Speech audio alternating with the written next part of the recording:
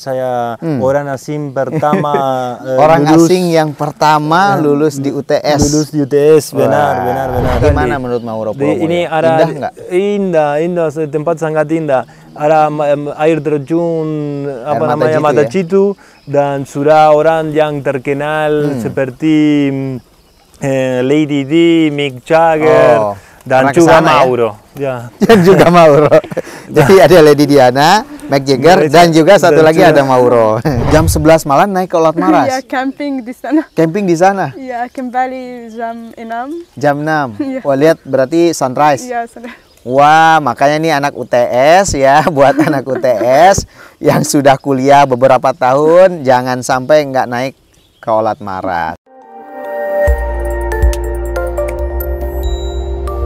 Assalamualaikum warahmatullahi wabarakatuh. Kembali lagi bersama saya Hairul Hudaya di acara Bincang-Bincang Rektor.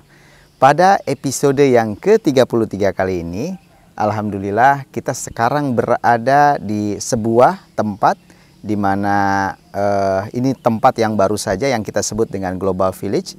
Di sini ada teman-teman kita, para mahasiswa asing yang tinggal di sini, dan juga tempat bagi para siswa ataupun mahasiswa yang ingin memperdalam ilmu mengenai bahasa mereka ya. Jadi mereka yang mau melanjutkan kuliah ke jenjang perguruan tinggi di dalam maupun di luar negeri yang membutuhkan bahasa bisa dilaksanakan di Global Village ini. Pada kesempatan episode kali ini saya mendatangkan bintang tamu, ya para penghuni di Global Village ini, mahasiswa asing kami. Yang pertama adalah Mario Scabuso. Mauro Scabuso. Mauro Scabuso ya, namanya Mauro. Berasal dari Argentina. Argentina. Ya, dari Argentina. Baik-baik aja Mauro ya. Terima kasih. Dan juga satu lagi, ini ada wanita cantik di samping saya, yaitu berasal kewarganegaranya adalah dari Palestina, tapi asalnya tinggalnya ya di Lebanon, yaitu Nuril Huda Manaya. Assalamualaikum. Ya, baik-baik aja Nuril ya? Alhamdulillah. Jadi Mauro kapan datang ke Indonesia? Saya datang ke Indonesia pada tahun 2019. Sudah kurang 3 tahun. 3 tahun ya, sebelum masuk ke UTS. Sebelum masuk ke UTS, saya tinggal di Bali. Saya tinggal di Bali 1 tahun. Di sana saya belajar dengan beasiswa namanya Dharma Siswa. Beasiswa dari pemerintah. Saya belajar budaya dan seni di Bali. Di isi Bali ya? Ya, isi Bali. Dan kemudian melihat satu peluang terkait dengan beasiswa Global Ambassador Scholarship ya? Ketika beasiswa selesai, saya punya satu teman dari Rusia, dan mereka tahu ada satu kesempatan untuk belajar di UTS, dan dia bilang dengan saya, Mauro, ini kesempatan untuk kamu, kamu sangat cinta Indonesia, harus coba dan daftar untuk beasiswa UGAS, Global Ambassador Scholarship. Global Ambassador Scholarship, dan masuk ke program studi Magister di Sekolah Pascasarjana Universitas Teknologi Sumbawa, di Magister Management Inovasi. Nah, jadi dan sudah selesai sekarang ya? Sudah selesai. Gimana Mauro? 1,5 tahun selesainya ya? 3 semester saya belajar di Sekolah Pascasarjana, dan saya sangat senang. Saya orang asing pertama orang asing yang pertama lulus di UTS. Lulus di UTS, benar. Jadi ini mencatatkan sejarah sendiri Mauro ya di UTS. Karena UTS di usia yang ke-9 ini teman-teman, alhamdulillah kita sudah meluluskan 1 mahasiswa asing S2 yang pertama, which is Mauro. Wah. Jadi Mauro, gimana belajar di UTS Mauro?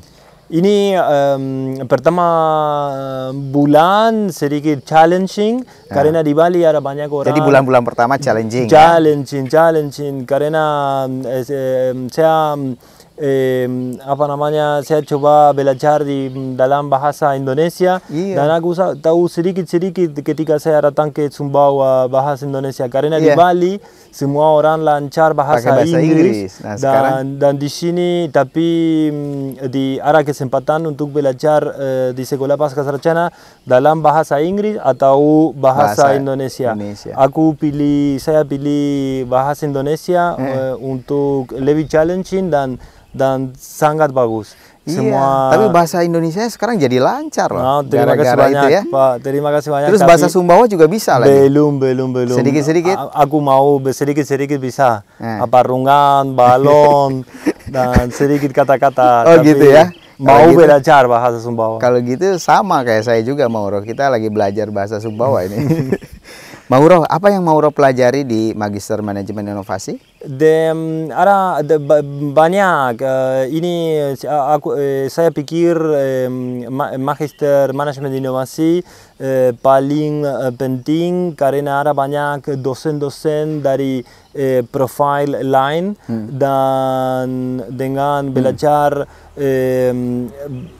apa namanya sistem organizational system dan semua mata kuliah sangat penting dan saya pikir program ini sangat interdisiplinari dan ya, Mauro sendiri penting. Tesisnya tentang apa? Tesis saya tentang apa namanya entrepreneurships di dalam budaya dan kreatif industri dan bagaimana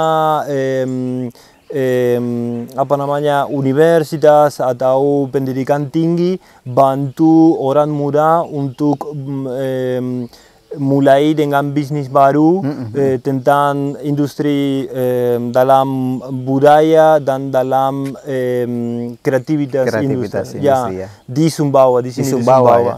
Dan karena setelah 1 tahun saya tinggal di sini, saya melihat ada banyak potensi, ada banyak orang muda bisa dan juga ada di dalam universitas ada satu ekosistem untuk bantu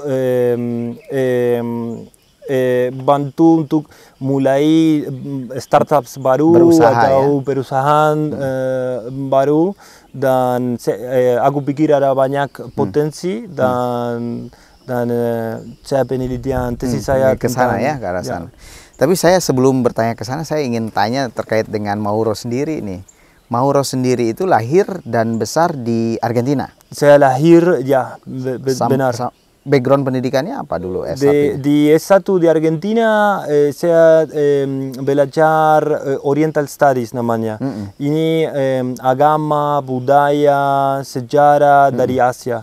Dari Southeast Asia atau Jepang atau Universitas El Salvador namanya. Salvador ya. El Salvador, USAL ya. USAL di Buenos Aires ya. Ya, di sampai ibu kota. Sampai usia berapa di sana berarti tahu? Aku lulus di sana 2015.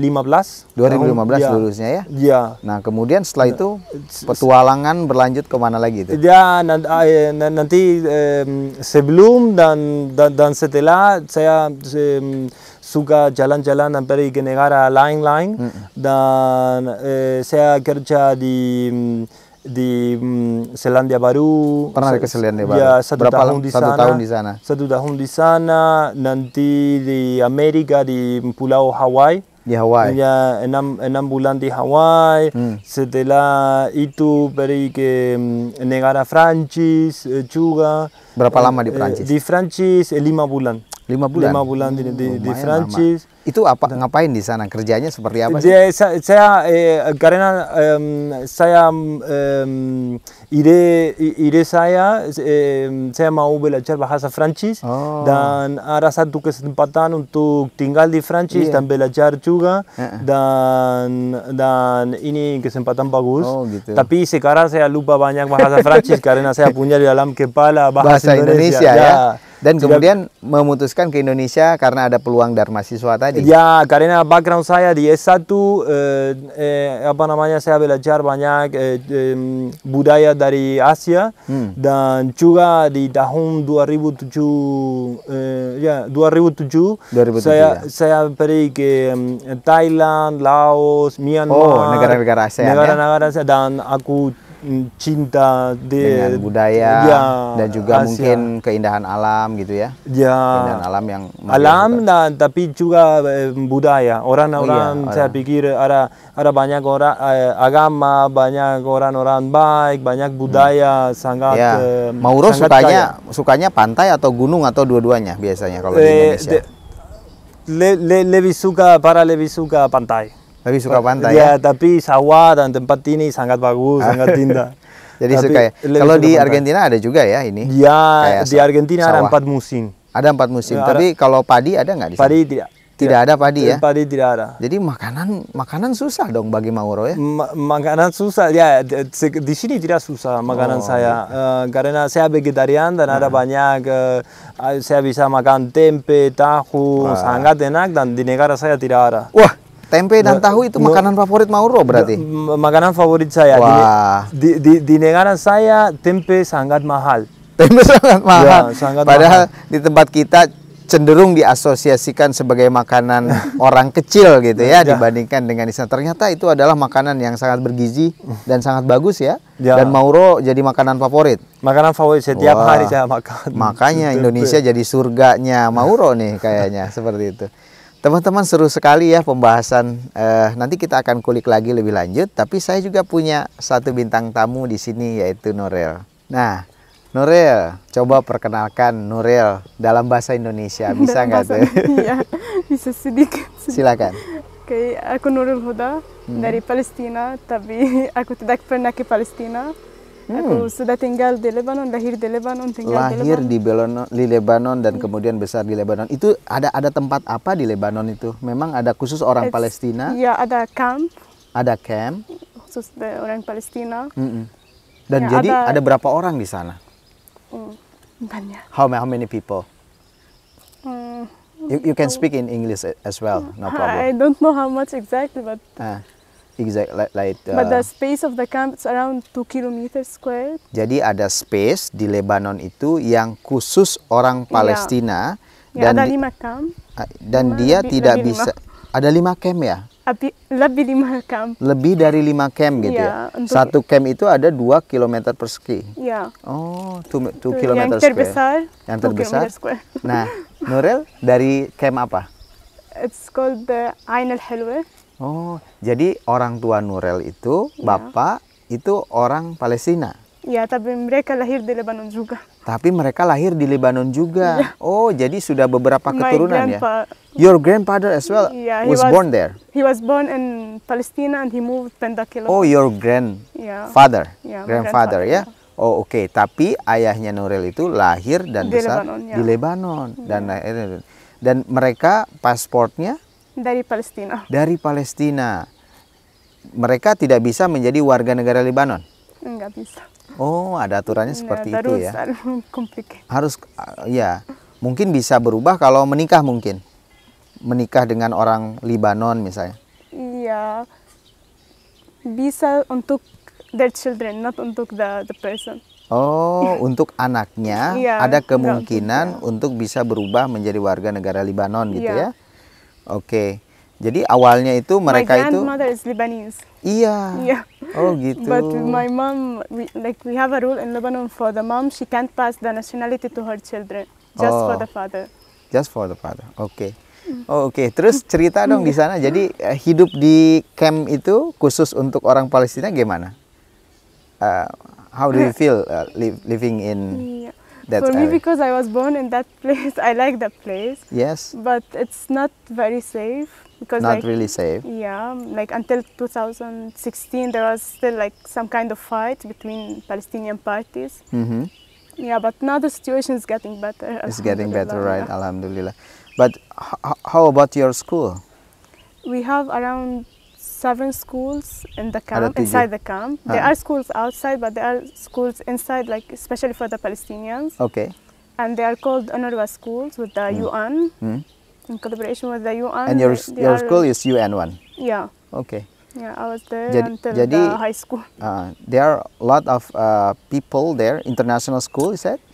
There are some international schools around the city, like around the camp. Yeah, but it's mostly for the Lebanese. Oh, mostly Lebanese, but Yeah. some Palestinian can Some also. Palestinians can also enter there. Okay. Yeah. Jadi ada sekolah di. How far is it from the camp? The school. Less than 5 minutes. Oh, less than 5 minutes. Yeah, Yeah. it's close.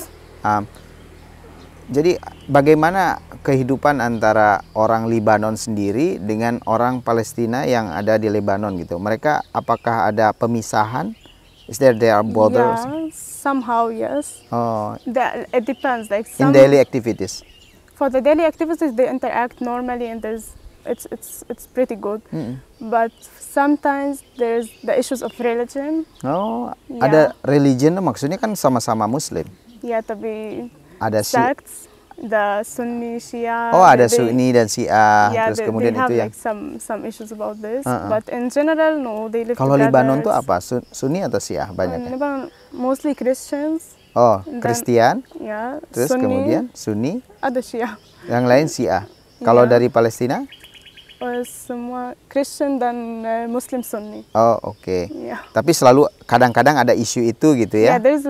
Because there was the civil war. It lasted from 1970 till 1990 Antara in Lebanon. Yeah, the civil war, it was between the Sunni and Shia and Oh, the yeah. Christians also. So it's Okay. a little bit complicated. Oh, little bit complicated ya.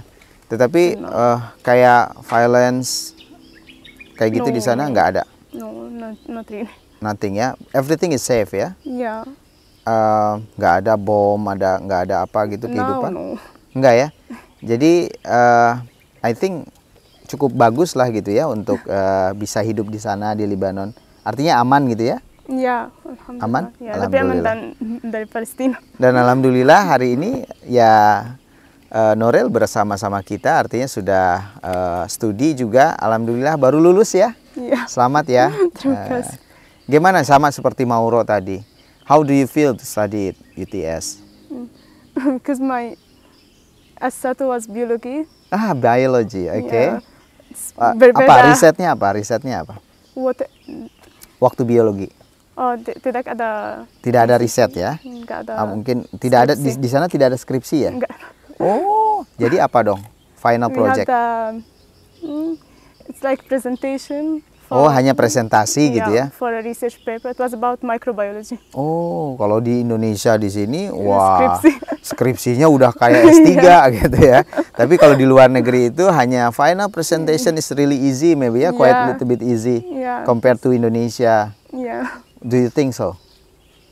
Yeah. I think for the S1, they are not ready for the scripts. Oh, oke. Maybe. Oke, Yeah, hanya we take final like some presentation.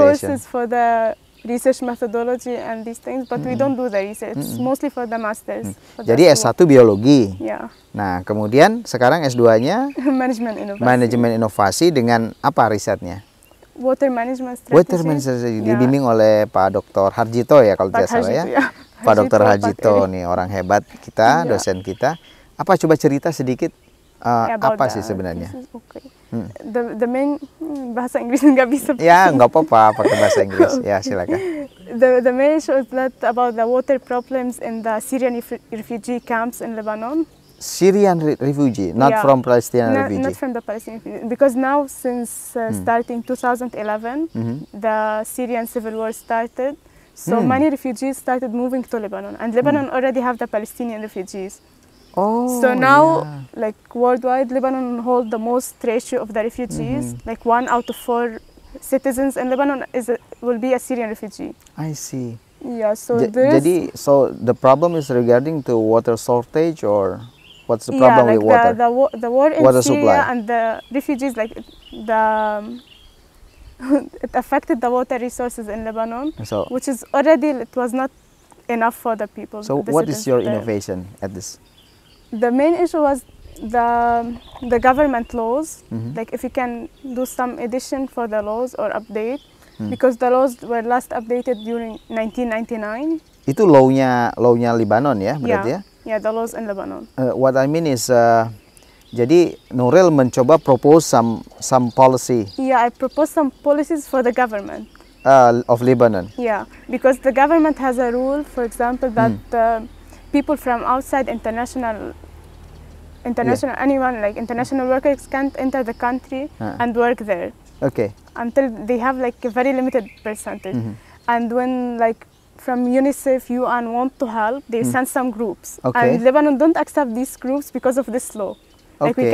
they come to Lebanon to implement some projects related to water, Yeah. but they don't accept these projects because like of the law, this law that they cannot work there. Ada aturan-aturan yang berlaku di Lebanon itu. Yeah. Jadi ini menarik teman-teman semua ya. Mungkin sedikit saya terangkan nanti ini. Jadi sekarang ini kan sejak terjadinya perang Syria ya.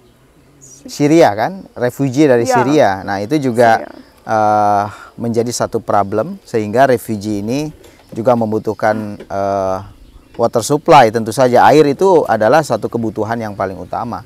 Nah, ternyata itu terjadi ada permasalahan gitu. Nah, Nuril ini mempropose satu policy gitu ya untuk kemudian bisa masuk.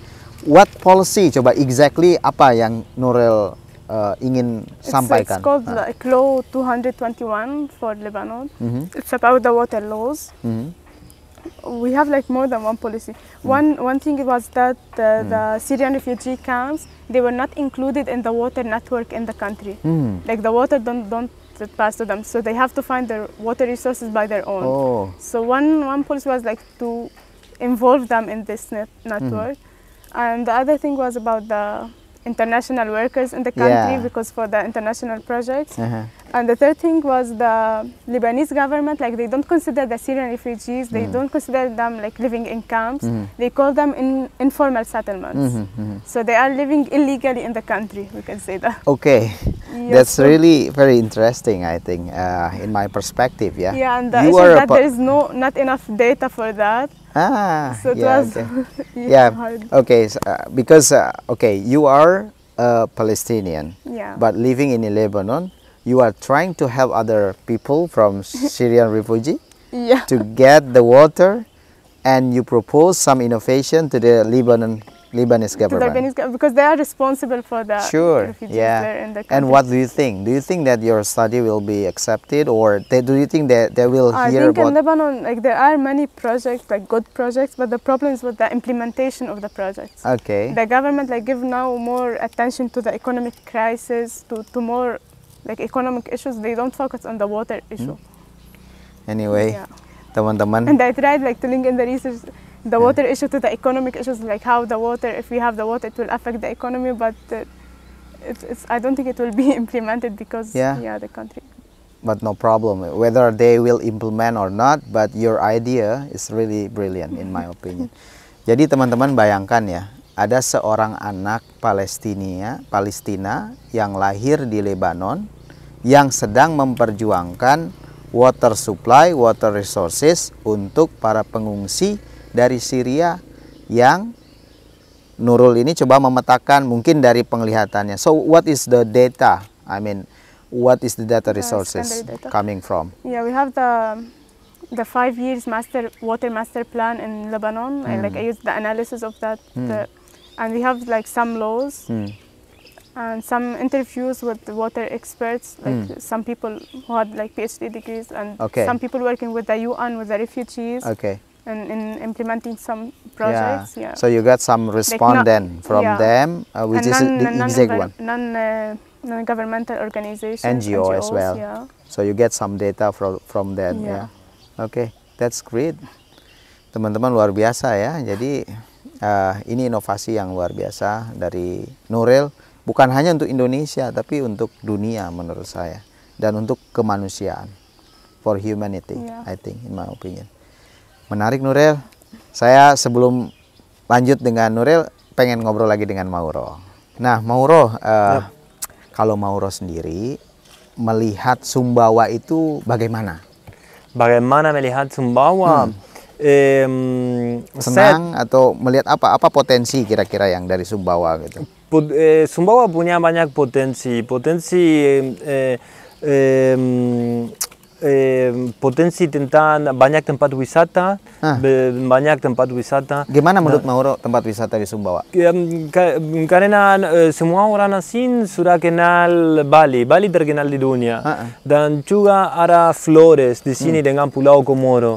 Dan di setengah ada Sumbawa dan tidak ada banyak, atau Lombok sudah terkenal, tapi tidak ada banyak orang asing yang ke Sumbawa datang ke sini. Padahal bagaimana dengan keindahannya misalnya? Apakah memang kurang indah atau bagaimana menurut Mauro? Di Sumbawa saya pikir ada banyak potensi tentang kita punya Pulau Moyo dengan untuk Mauro pernah ke sana ya? Sudah 2 kali. Gimana menurut Mauro Pulau Moyo? Ini ada indah nggak? Indah, tempat sangat indah. Ada air terjun Mata Citu dan sudah orang yang terkenal seperti Lady Di, Mick Jagger. Dan juga Mauro. Dan juga Mauro. Jadi ada Lady Diana, Mick Jagger, dan juga satu lagi ada Mauro. Jadi Mauro orang terkenal ya. Dan saya sudah pernah 2 kali ke sana, tapi juga ada Sumbawa Barat. Sumbawa Barat dengan Pulau Kenawa atau Sekongkan dengan itu banyak. Itu juga termasuk yang indah menurut Mauro sangat indah, sangat indah. Ada banyak pantai dan gunung dan air terjun. Juga dengan UTS dengan Anda kita pergi ke Tepal. Oh, ke Tepal ya? Tepal. Wah, ini masyarakat Sumbawa ini ya. Jangan sampai masyarakat Sumbawa nggak pernah ke Tepal. Mauro saja orang Argentina udah pernah ke sana ini. Saya punya banyak teman dari sini, dari kota, dari Sumbawa, belum pernah ke sana. Jadi tadi potensinya adalah potensi yang Mauro lihat adalah pariwisata ya. Pariwisata banyak potensi, tapi juga ada banyak potensi tentang dengan orang muda, ada banyak talent dan banyak potensi tentang budaya. Karena Sumbawa unik, Sumbawa sangat original. Berarti tadi soal masalah tempat itu kan karunia dari Allah, tapi yang kedua adalah sebenarnya potensi budaya. Potensi budaya. Bagaimana Mauro lihat apa budaya misalnya? Dari budaya saya pikir Sumbawa unik dan karena ada banyak banyak ritualnya, banyak bahasa, event budaya juga banyak beda-beda. Karapan kerbau. Ada karapan kerbau. Pernah lihat ya? Sudah lihat banyak kali karapan kerbau. Ya? Saya fan dari karapan kerbau. Terus apa lagi? Saya sudah pernah lihat ritualnya ada nyorong. Oh, nyorong barodak ya? Nyorong barodak, bisotean. Apa itu? Bisotean. Wah, saya malah nggak tahu itu. Apa belum? Itu? Bulan 7 karena ada satu perempuan sudah punya satu anak di hamil, perut. Ya. Harus namanya bisotean atau cuci perut. Cuci perut. Dengan 7 air beda, air di laut, di sungai, cuci perut dan semua keluarga dan ada ritual di dalam rumah. Oh gitu. Cuci perut itu ya. Ya, dan juga basanentek. Basanentek? Ya. Apa itu? Ini basanentek dengan bambu dan semua ibu-ibu di desa kecil buat musik. Oh gitu. Seperti dengan percussion. Oh, jadi pakai ini ya buat dari bambu.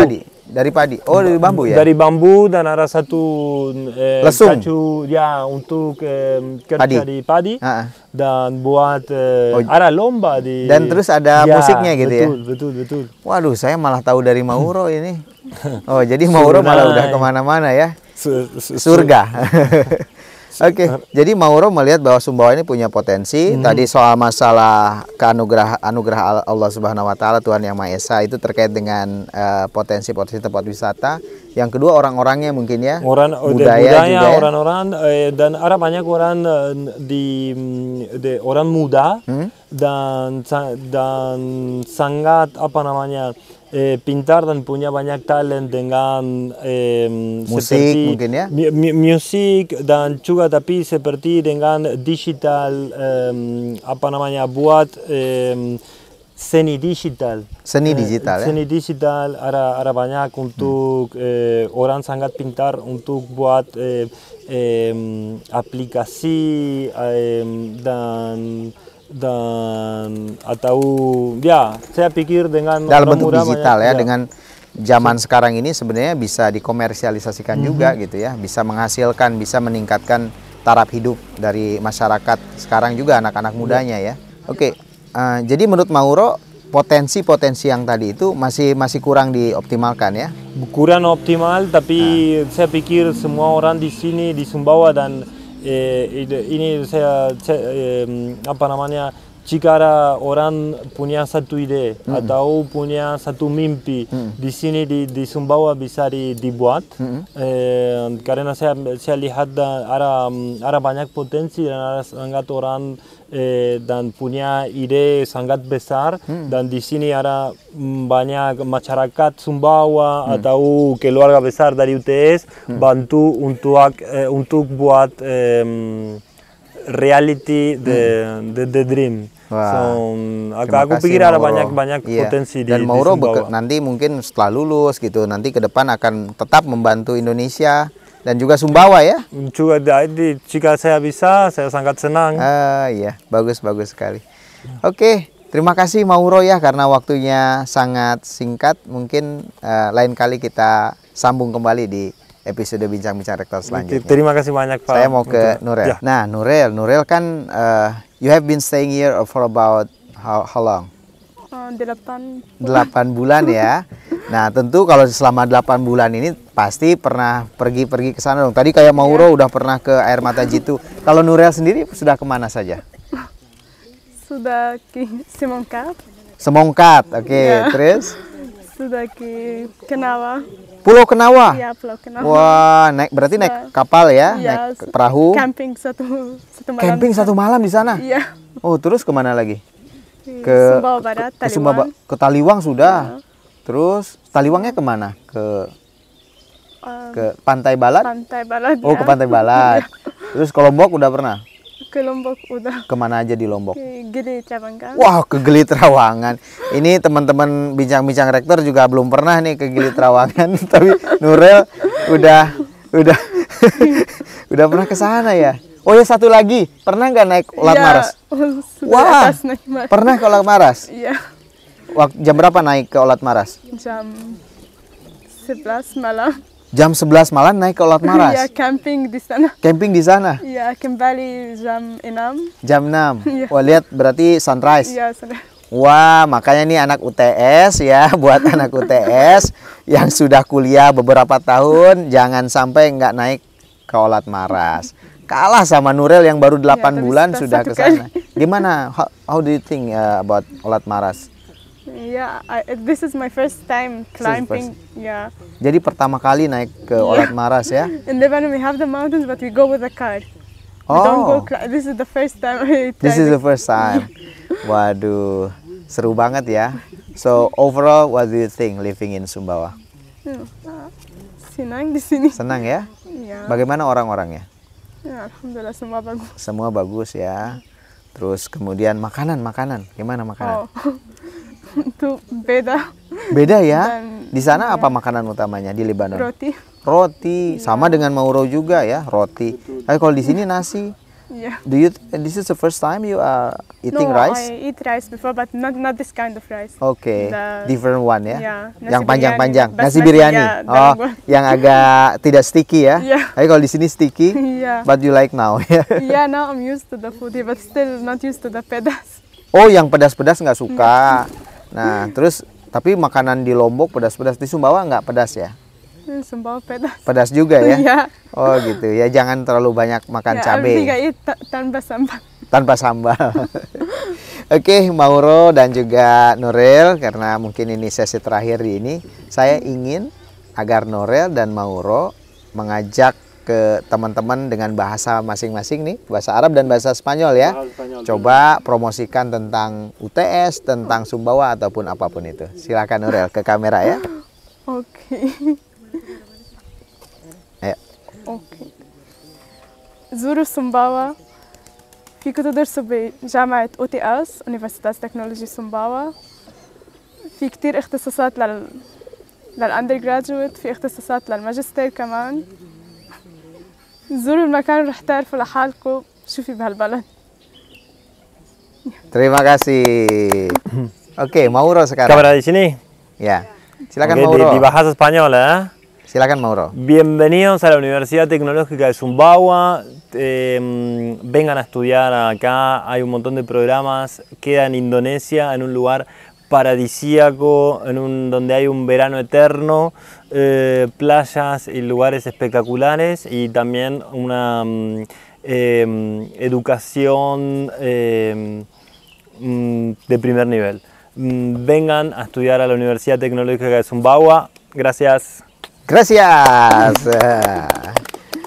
Terima kasih Mauro dan juga Nuril. Terima kasih banyak, Have you Pak. enjoy to study here and also to live in Sumbawa? In Sumbawa we have lawas ya, which is mana tahu barang kayu lamintos sanyaman ate banansi sanak parana. Jadi siapapun yang membuat hati kita itu senang, dialah sebenarnya saudara yang sesungguhnya. Jadi Mauro dan juga Nuril di sini punya saudara yang banyak. Kalau Mauro dan Nuril itu memberikan kesenangan, kebahagiaan kepada masyarakat Sumbawa ataupun siapapun yang tinggal di sini, maka Mauro dan Nuril itu adalah saudara yang sesungguhnya. Ya, the true friendship, ya, itu adalah saudara yang sesungguhnya. Oke, Mauro. Terima kasih banyak, Pak. Terima kasih banyak. Baik, teman-teman semua, demikianlah Bincang-Bincang Rektor episode yang ke-33 dengan Mauro dan Nuril.